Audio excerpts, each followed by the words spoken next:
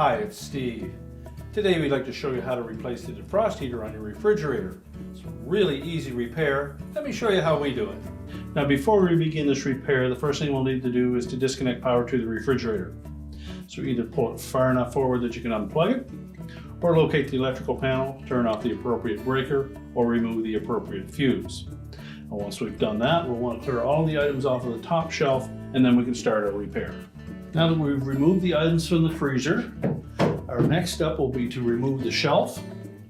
Simply lift up on it and either push to the left or to the right until the opposite pins pull out, tilt it down, lift it out, and then we'll set that aside.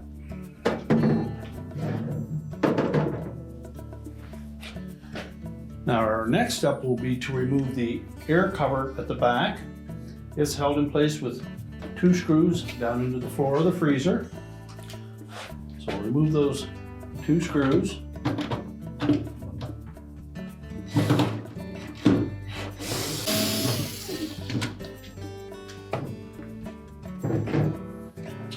And simply lift that cover away from the back wall, and we'll set that aside. Now that we have that cover out of the way, our next step will be to remove the evaporator cover at the back. To do so, we first need to remove the air duct assembly from the base of the freezer floor.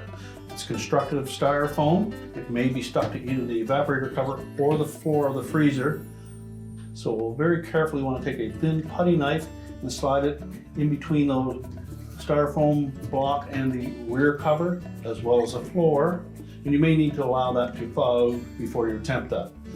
In any case, we don't want to damage this part. If we do, we'll need to replace it. So just take our putty knife, very gently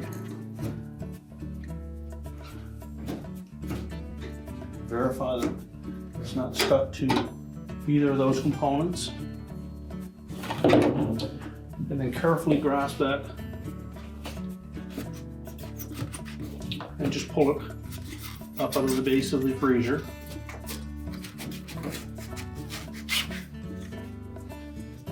Be very careful not to damage it. And then we'll set that aside. Now next we'll remove the 2 screws at the top of that evaporator cover, as well as 2 screws that secure it to the fan motor bracket.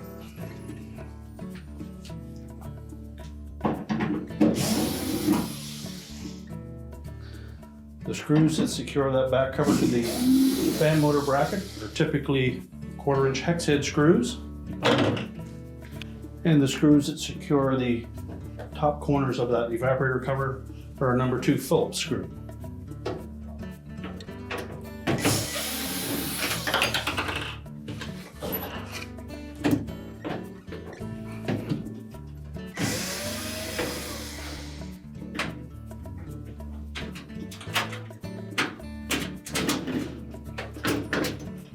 Now with all the screws removed, we can then just tilt that evaporator cover slightly forward, and then we're going to pivot the right hand side out first so that we clear that harness connector for the ice maker on the left side, and then we'll set that aside. Now, the defrost heater is located across the bottom of the evaporator. It's held in place with a spring clip in the center and 2 metal tabs, one on either end of the evaporator mounting bracket. So we'll begin by disconnecting that mounting bracket in the center. So very carefully with a pair of needle nose pliers, we're just going to lift that wire hook off of one pass of that evaporator tubing, and use caution when working in this area as those fins are quite sharp. Now if we look under the bottom of that evaporator on each end, you'll see the little metal tab. We're just going to very carefully bend that towards the back. Do the same on both sides. Now with those 2 tabs released, you should be able to gently manipulate that heater so that it drops down. You can then access the wire terminals on the end. So carefully remove the wire terminals from the end of the old element.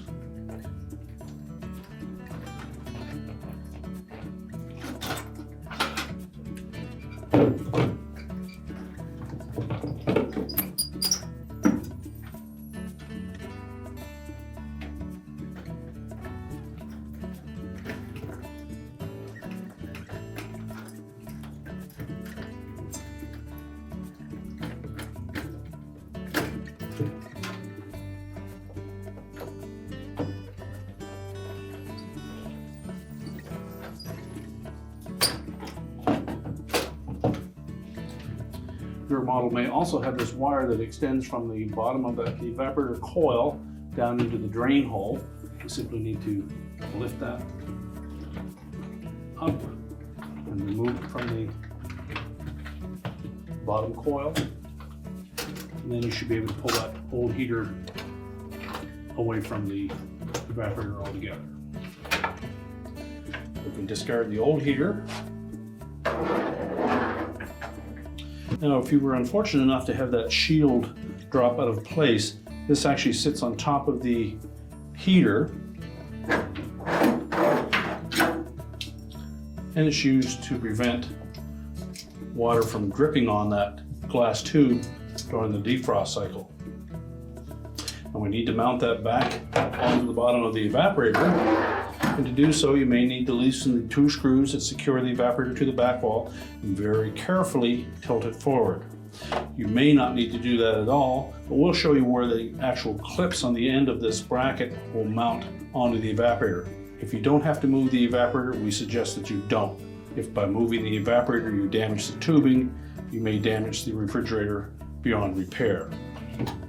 So what we suggest is just very carefully crimp the end of that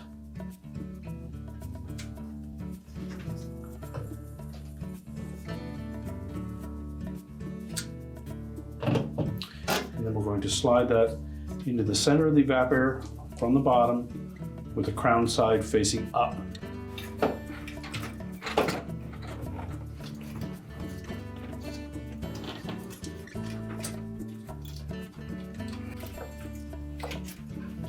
Now once we have that bracket secure, we can then go ahead and replace the heater itself. So next we'll very carefully slide that glass tube heater in position. We'll clear that center mounting bracket. And on the ends of this element, you'll note that there are grooves cut in them, and that's what slides over the edge of the evaporator frame. So line those up and then push that element up into position. Make sure that that heat shield stays in place above it. Now you may wish to attach the wire terminals to the ends of that element first. So very carefully support that element at the ends first. Attach the terminals, make sure the wires are pressed firmly into place. Do the same on the opposite side.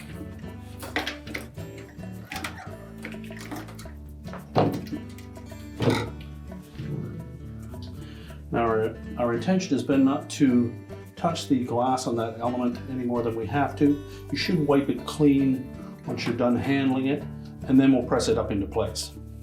Again, we'll line up that groove on either end of those mounts with the metal frame of the evaporator.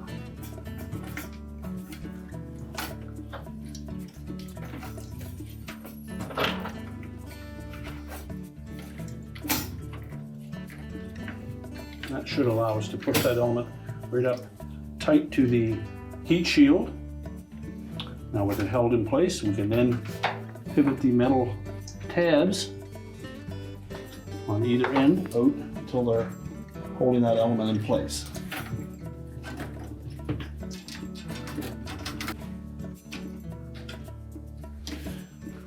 Now we'll hold the element in place until we can reattach the center mount.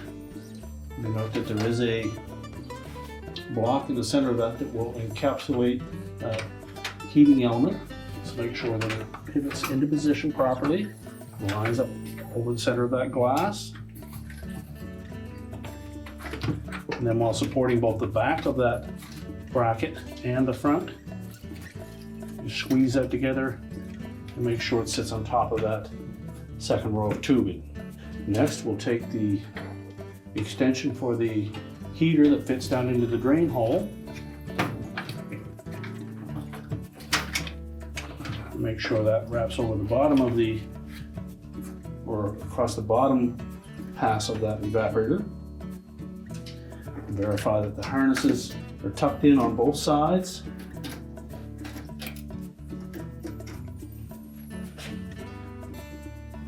And now we're ready to put the evaporator cover back on. So we'll take that evaporator cover. We'll begin by sliding the left-hand side into position in behind that harness connector on the left side wall. Now make sure the screw holes line up in both top corners as well as for the evaporator fan mount.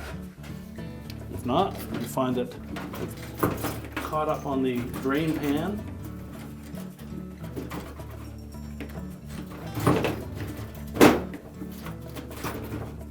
So just make sure that when we have that evaporator cover in place, that the lower edge is in front of that plastic mount for the air duct, and that all 4 screw holes line up, the top 2 corners, and the 2 for the evaporator fan motor bracket. Now we'll secure it.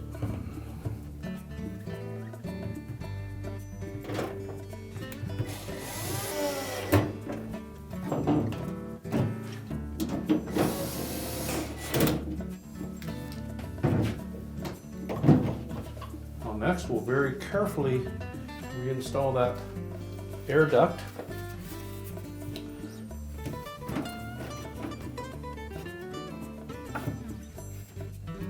It should slide in fairly easily. You don't want to force it. Make sure it sits flush on the bottom and is tight up against the evaporator cover. You can then take the air cover at the back and make sure that these 2 plastic hooks fit into those vertical slots on the evaporator cover. So lift it up fairly high, drop it down into place, make sure it's locked to that evaporator cover. We'll secure it with the 2 screws on the bottom.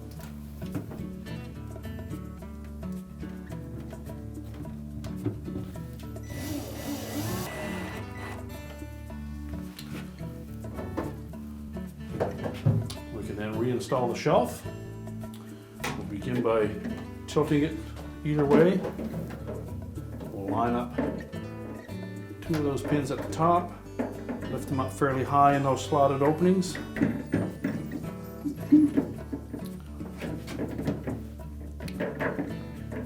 And then insert them into the opposite side, make sure that they drop down into the bottom of those openings. We can then load our freezer back up and close the door. We're now ready to push the refrigerator back into place, reconnect the power, and your repair is complete.